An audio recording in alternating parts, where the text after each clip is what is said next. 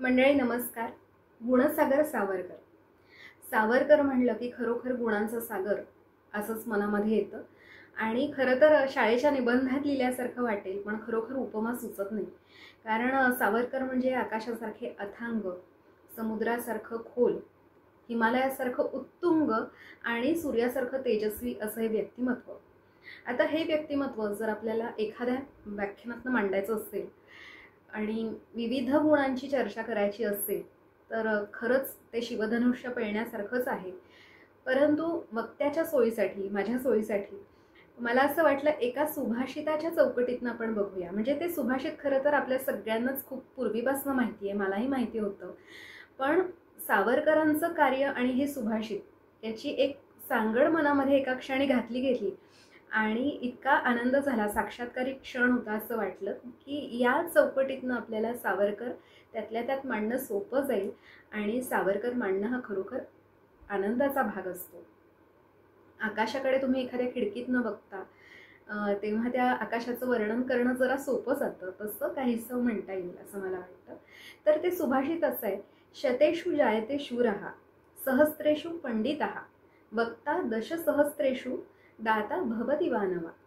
आपल्या सर्वांना हा अर्थ माहिती आहे की 100त एखादा शूर असतो, सहस्रात एखादा पंडित असतो, विद्वान असतो, वक्ता हा त्याहूनही दुर्मिळ असतो, दशसहस्रात एखादा असतो आणि दाता हा जवळजवळ नसतोच. पण सावरकर या व्यक्तिमत्वाचा आपण जेव्हा विचार करतो तेव्हा आपल्याला लक्षात येतं की एरवी एखादा शूर असेल तो पंडित असेल असं नाही, पंडित असेल तो वक्ता होईल असं नाही, आणि दाता मी म्हटलं तसं दुर्मिळच असतो जसं सुभाषितकार सांगतात.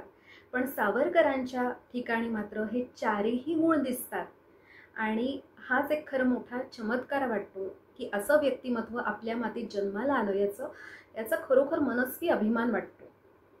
आणि खरं तर सावरकर याच्याही पलीकडे, म्हणजे या सुभाषितापुरता जरी विचार केला तरी पंडित आणि वक्ता याच्यामध्ये सुद्धा त्यांच्यामध्ये एक साहित्यिक सुद्धा आहे. कारण प्रत्येक विद्वान माणूस हा लिहू शकेल असं नाही, त्याच्याकडे ती लेखन कला, लेखनशैली असेल असं नाही. आणि त्याचबरोबर प्रत्येक वक्ता हा काहीतरी स्वतःची नवनिर्मिती करेल असंही नाही.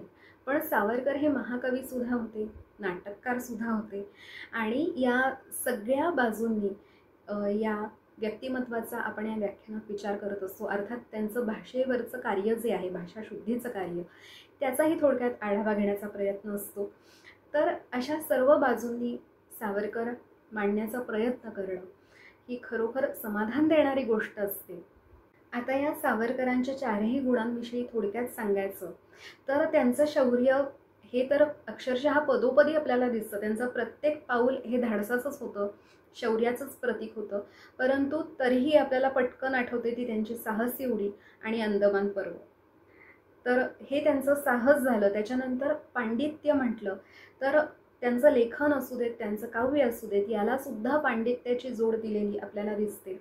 त्यांच्या भाषणाला नेहमी संदर्भ असल्याचं आपल्याला स्पष्ट होतं. आणि मी म्हटलं तसं एखादा शूर हा विद्वान असतो असं नाही, किंवा विद्वान हा साहस करू शकेल असं नाही, पण सावरकरांच्या ठिकाणी हे सगळेच गुण आपल्याला दिसतात.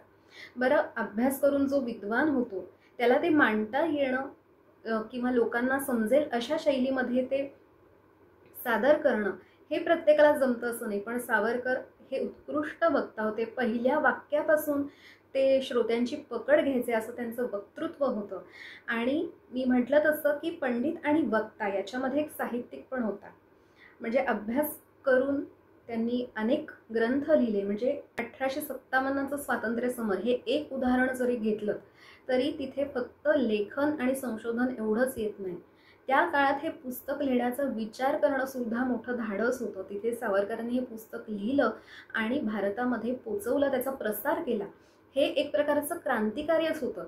म्हणजे त्यांचं लेखन कार्य आणि क्रांतिकार्य कसं हातात हात घालून जातं हे आपल्याला प्रत्येक वेळेला जाणवल्या वाचून राहत नाही. आणि तसेच ते वक्ता होते. प्रत्येक वक्ता हा काही स्वतःच्या प्रतिभेनं काही नवीन निर्माण करेल असं नाही, मी मगाशी म्हटलं तसं. पण सावरकर हे महाकवी सुद्धा होते आणि महाकवी असताना म्हणजे सगळ्याच काही त्यांच्या कवी कल्पना नव्हत्या, उलट नव्हत्याच, त्याला इतिहासाची जोड होती, अभ्यासाची जोड होती. म्हणजे त्यांचे पोवाडे असतील, फटके असतील, याच्यातनं ते आपल्याला दिसून येतं. म्हणजे पांडित्याची प्रत्येक ठिकाणी जोड होतीच होती. किंवा त्यांच्या क्रांतिकार्याला सुद्धा या बुद्धिमत्तेची जोड होती. शक्ती युक्ती जये ठाई तेथे श्रीमंत धावती, हे समर्थांचं वचन. समर्थांची वचनं तर सावरकरांच्या चरित्राचा विचार करत असताना पोदोपोदी आठवत राहतात. असं हे खरोखर व्यक्तिमत्व आहे. आणि दाता म्हणजे सावरकरांचं देणं म्हणजे काय दिलं नाही, त्यांनी सर्वस्वच दिलं. त्यांच्या शब्दात सांगायचं तर हे मातृभूमी तुझला मन वाही येले, वक्तृत्व बाग विभवही तुझं अर्पी येले, तू तेची अर्पिली नवी कविता रसाला, लेखांप्रती विषय तूची अनन्य झाला.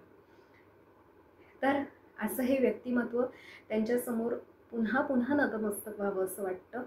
आणि तुझं साठी मरण ते जनन, तुझं वीण जनन ते मरण, अशी ज्यांची भावना होती, हे त्यांच्या आयुष्याचं सार होतं. अशा या क्रांतीसूर्याला शतशः नमन, अभिवादन. गुणसागर सावरकर. धन्यवाद.